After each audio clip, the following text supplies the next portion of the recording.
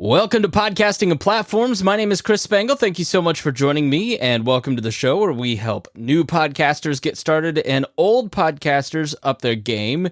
And I'm not going to call my guest an old podcaster, but he's a seasoned podcaster. He is the host of the Cancer and Comedy Podcast, where they heal through hope and humor. He's an all-around great guy, and he is starting a new podcast convention in Indianapolis, where a lot of my listeners are.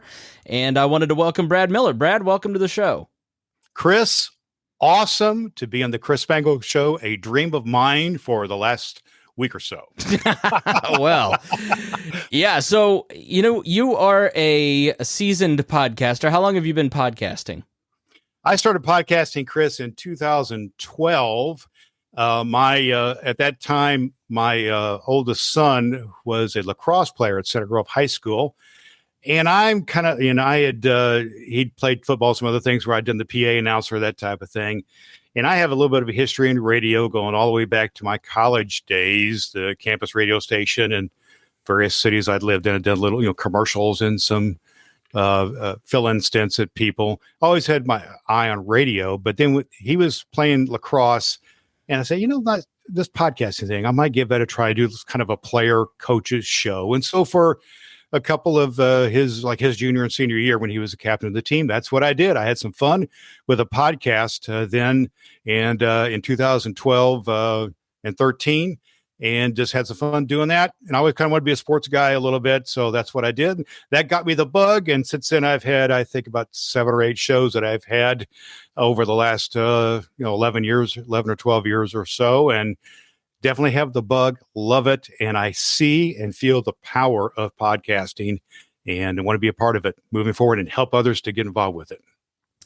What is it specifically that, like, when you feel that power of it, can you articulate that? What do you feel after all these years that might persuade somebody to get involved if they're sitting on the fence about starting a podcast?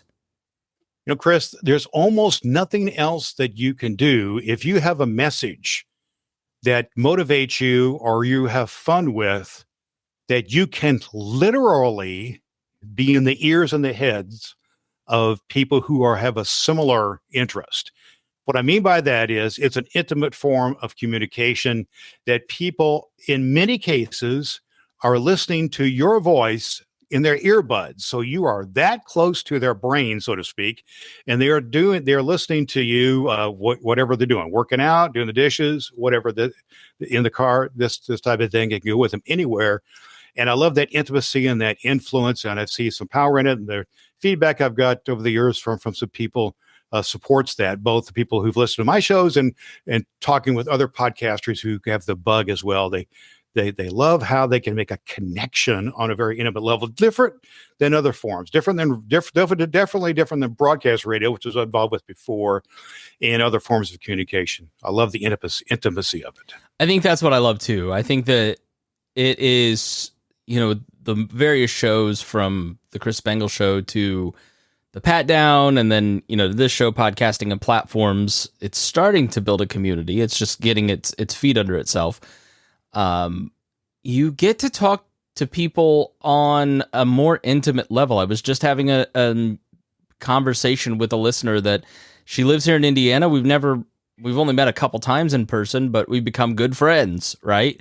Because they were listeners. They get to know you. It is a bit of, and I don't know if you've had this, but it's a bit of a weird experience when you're out and you run into a listener and you are their friend, but you don't know anything about that person. I don't know if you've run into that, but it's just that intimacy that you can build with podcasting is great.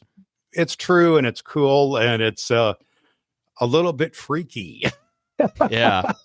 but I love it. I got to admit that I love the fact to be kind of recognized for your voice and for the impact of your message. Love that. So let's talk about the Cancer and Comedy Podcast. Yes, sir. Guessing it didn't have a great beginning, but has a hopeful end here. Tell us about the start of the Cancer and Comedy Podcast and what you do there. Well, I'm pleased to say that the Cancer and Comedy Podcast, as we record this episode number 12 will go up tomorrow, and I'm happy about that. It's been going for a few weeks now. And believe it or not, Chris, I just got word yesterday that I won an award for it already. Wow. Believe it or not, from the Spark Media Conference, which is a Christian podcasting conference. And I submitted the first few episodes to their conference. And to my shock and surprise, I won in the best Christian comedy podcast category. And so who knows what can happen when you put yourself out there. Well, that's exciting. Yeah, the Spark Media Conference, they've got a great conference, great, training for podcasters. I love their group. So that's pretty cool that you won an award. What was the category? Category was Christian comedy, and I was just shocked about it. I was originally supposed to go to the conference. Couldn't go because of some personal matters here at home, but they had a process to submit your podcast, and I had about a half dozen or so episodes done. I said, well, why not? So I sent them in, and my buddy Dave Jackson, who was there, accepted on my behalf, and he sent me a text and said, hey, guess what? You won. So wow, that's cool. I love that, but I just wanted to share that what I'm doing here is definitely not about, a glass award, which is cool, but it's about impact I can make and already have seen on people who would deal with profound diseases like cancer and other profound diseases. And I got motivated on that, Chris, because of my own story that way. And if you allow me to, I'll just share briefly about my story, how I came about doing this. As I mentioned before, I've been podcasting for several years. And for the last several years, 6 years, 275 episodes or so, I had a podcast called Beyond Adversity. It's still live at drbradmiller.com. But I basically would interview and talk to people who've overcome some form of adversity.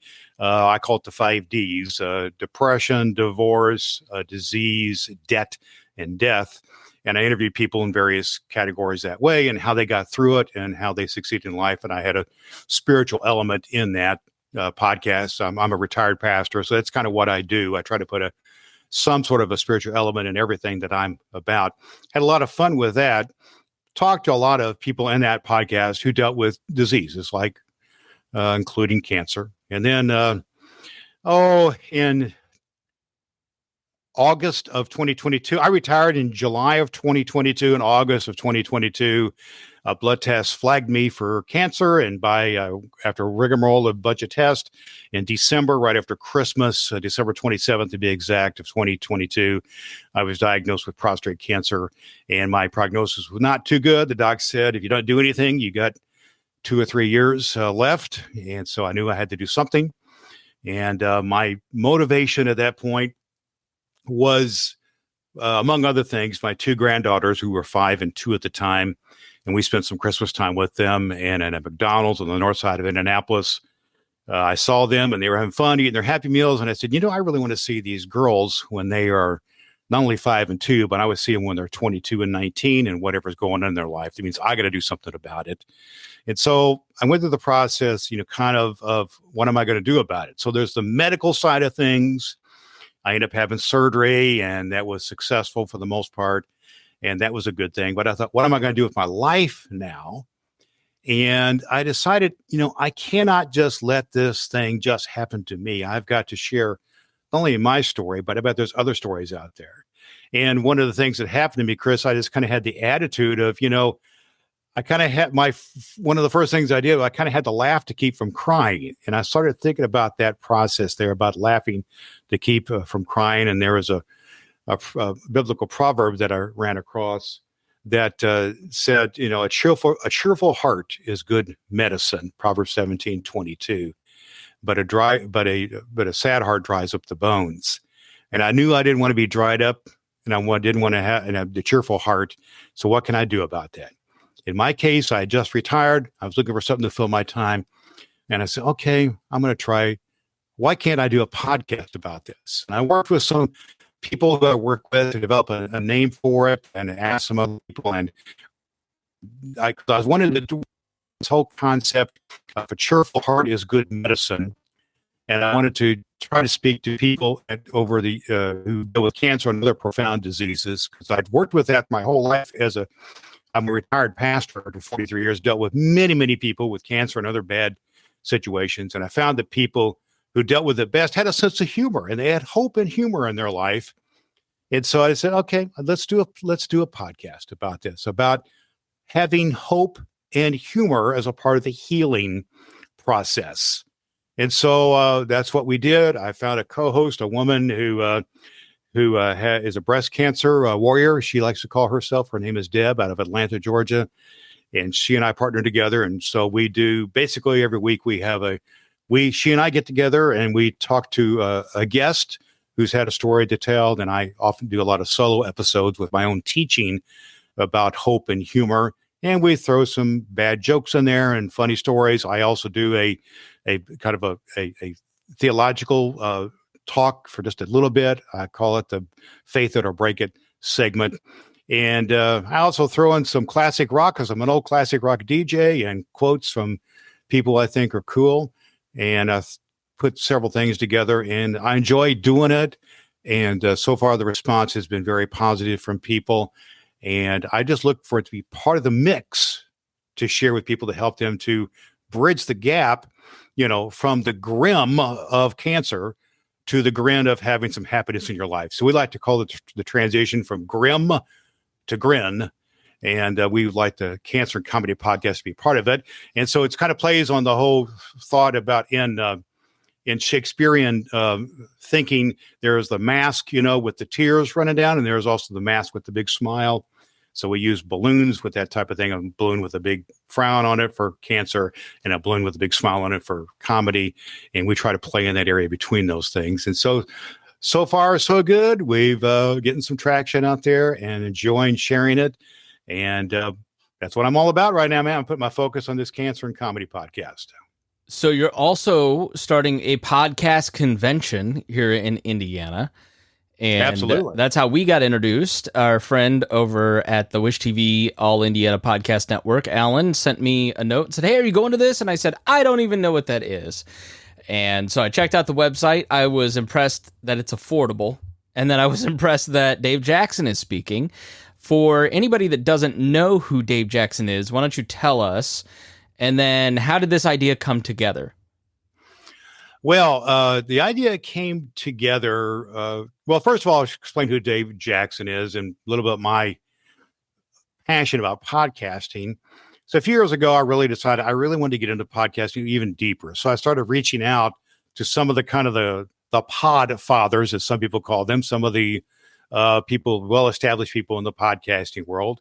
And Dave Jackson, who's based in Akron, Ohio, is one of those guys. He's been podcasting since 2005, and he has a number of podcasts. One of the key ones is called the School of Podcasting. Started listening to that School of Podcasting podcast. Knew that this guy wanted to meet, and so I contacted him, and we were able to talk and get together, and I became kind of a part of his crew, his coaching group that he has put together. And he and I have then met at a couple of conferences that we have been to. He wrote the book called Profit from Your Podcast, Proven Strategies to Turn Listeners into a Livelihood. And he is one of my mentors and teachers in podcasting, as there are others. And I chose to reach out to a bunch of people and kind of learn what's working, what have you learned, because I knew I had to learn some stuff. And so he and I developed a relationship, and he and I talked about it. I had an opportunity to have the church I attend gave me the full use of their building for a comedy show that I'm doing to raise money for cancer on the evening of November 4th, 2023, Saturday, November 4th. And that's called the Clean Comedy Cancer Benefit. And people can find out more about that at cancerandcomedy.com/event. But I had that in the evening, but I had all day long. And I was talking to Dave, and Dave was talking about the need for more regional and more kind of smaller events, kind of in comparison to some of the giant podcasting conferences with 1,000 or more people there. Well, let's pause there in the story. Okay. Because I think this is an important point that people don't understand, because I think it speaks to the growth of podcasting that you and I, as old timers, going back to 2007 for me, and then going to podcast movement in 2018 in Philadelphia was a fun experience, and it was kind of a small conference.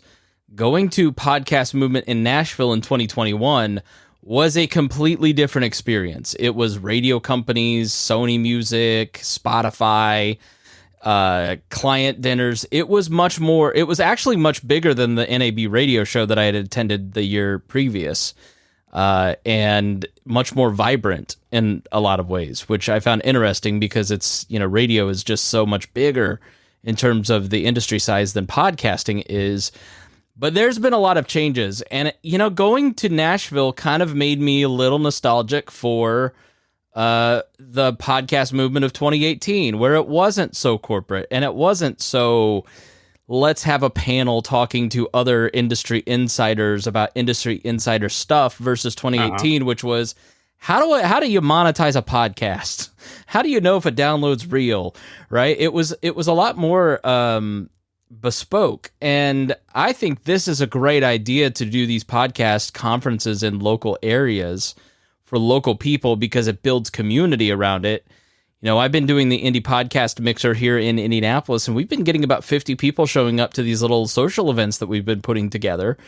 And I think there's a real hunger for people just to get together and go, hey, I'm not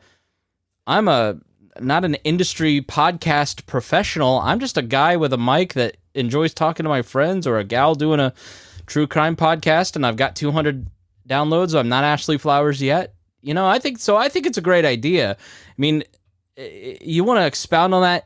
What have been some of your insights, or maybe stuff that Dave has mentioned to you? I share some of what you're sharing about.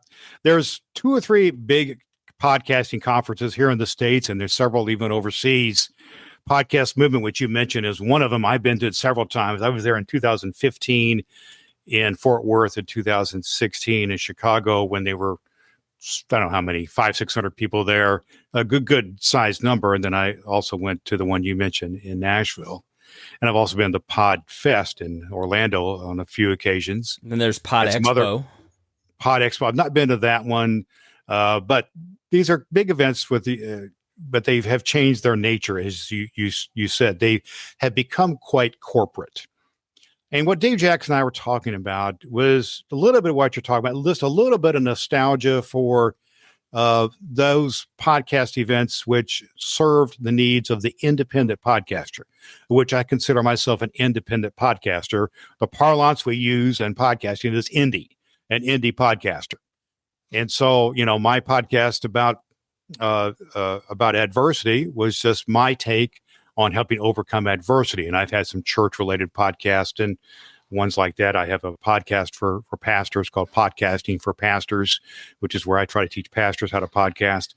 All those are my independent efforts. And I don't really have a desire at this time to be a part of a network or a conglomerate. And of course, unless they come write me a big check, you never know. In fact, I have a really good friend who was an independent podcaster for many years in the faith-based space. And all of a sudden, when these big conglomerates came in and write him a big check, and so away you go. But at any rate, having said that, Dave and I were talking about kind of this need for regional events, a little bit more smaller scale events. And there's a few of them around. He went to, he was planning at the time we talked, was planning on going to a couple of such events on the East Coast in New Jersey, and then one, I think, in Arkansas. And he shared about how those were really good things to go to. So I thought, I got this space. I got it all day long. Can I pull off? And I've done some events in the past, in concerts and youth events that I've done in my churches, statewide events. Can I pull this off? Especially focused. Here's the key, Chris. Focused on indie podcasters. That's my focus here. Independent podcasters in indie, is kind of my focus. That's what we call it. Podindie.com. So podcasting, indie, independent, and Indianapolis based. Anybody can come, of course, but that's what we're doing. It's focused on independent podcasters, kind of a regional event. And whether we have a dozen or 120 people or whatever it is, the place can hold 100 or so people. We're going to have this and have a good time, because Dave Jackson, he and I were talking about, and I asked him, hey, Dave, if we do this, will you come? And he says, man, I'll be there. And so he's coming. I actually got some other speakers coming in. I'm talking to one of my speakers right now. Chris Spangle is going to be one of my speakers as well. And I also got a fellow a guy named Craig, a professor at the University of Louisiana Monroe, who's flying in from Louisiana he's an expert on podcasting and AI, artificial intelligence. That's what he works on in the academic world at his university. And he's going to be sharing about that at the conference as well. Just heard from him yesterday. So I want people to know, Chris, this isn't a half-baked effort. It's kind of contracted timeline-wise, but Dave Jackson is a Hall of Fame podcaster. He is recently he speaks at every big podcasting event, including he was in England at what they call the podcast show. He was in Australia. He's been all over the States. He is all over the place speaking about podcasting. And this is going to be a good thing. Yeah, I think for those of us who are long timers, like when you talk about podcasting, and teaching people about podcasting, of course, there's the podcast answer man, Cliff Ravenscraft in the beginning, right. And then, Dave Jackson. And the Audacity to Podcast with, please help me with his name. Daniel Lewis. Daniel Lewis. Yeah. And then Ray Ortega, I believe it is. John Lee Dumas. You got to throw him in there too. Right. He to me is like on a different level. I guess he did teach people about podcasting. Yeah, I'll give him his due. He he just took it to such a different level than everybody else where he's making like $190,000 a month. So, well, he's definitely corporate too now, especially. But yeah, no, I mean, he podcasts. He works like one day a month, and then I mean, all credit to him. And then because he wrote a journal too that I actually bought personally from him in 2018. Yeah, that I thought that I actually kind of used in thinking through this brand and kind of everything that. He's good. He's excellent. I've met him personally. I've interviewed him on my podcast. And his wife, Kate Erickson, I've interviewed her as well. And I have a great relationship with John Lee Dumas. Just he's at a different level. And this is the focus of this event. My focus is on those people who are just starting off or just want to get a little training for people just ahead of them, this type of thing. And they just want to make an impact. They want to get a little traction on their impact or get one started. They've heard about it. They know it works. Hey, everybody knows it works. It's the topic right now, Chris, of like all kinds of other entities out there. The YouTube many shows on YouTube call themselves a podcast, which is cool. But the TV show Murders in the Building, my wife and I love to watch that. It's all about a podcast, really. With Steve Martin and Martin Short and those guys. There's lots. Everybody knows it works, but not everybody knows how to do it. Yeah. If you come to podindy.com, you're going to get a step-by-step process that Dave lays out, and you're going to lay out, and I'm going to be talking, and Craig, my friend from Louisiana, is going to be talking about AI, but particularly it's going to be how to plan, to start, to launch, to grow, and to monetize your podcast if you want to. All right. Well, Brad Miller, thanks so much. Give one more plug. Where can people sign up and get tickets, which are very, very cheap and cheaper now than they will be in the future? Let's just be clear on all the details here. The details are the date is Saturday, November 4th, 2023. The time frame is 12 noon to 5 p.m. So it's just one afternoon. You don't have to worry about meals or anything like that. We're going to have some snacks there for you and this kind of thing, but it's going to be an intensive 5 hours. It's in Whiteland, Indiana. It's at a church called the Heaven Earth Church, and that is right across the street from the Whiteland Community High School. It's near the intersection of US 31 and Main Street in Whiteland. So it's in the Indianapolis metropolitan area. The website is podindy.com, podindy.com. Tickets are $27. But the good news is we got group rates. And we even got student rates for like college and high school students if they want to check that out.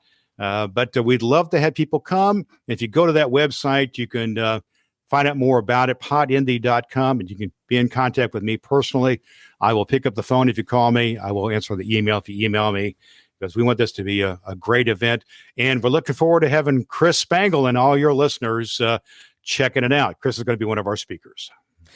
All right, Brad Miller, thanks so much. I appreciate your time. Thanks so much, Chris. Appreciate you. And thank you for joining us here on Podcasting and Platforms. We greatly appreciate it. If you enjoyed this program, if you learned something, if you want to help spread the word about the convention, then please, the best way you can support Brad, the best way you can support your favorite podcast is to share it with your friends. So do that right now. Go to social media, share the episode, and make sure you check out our website, Podcasting and Platforms, and see all of the goodies there, like the toolbox, how to get started, our PDF, the 18 questions you have to ask before you start a podcast. So, all right, thanks so much for joining us here on Podcasting and Platforms.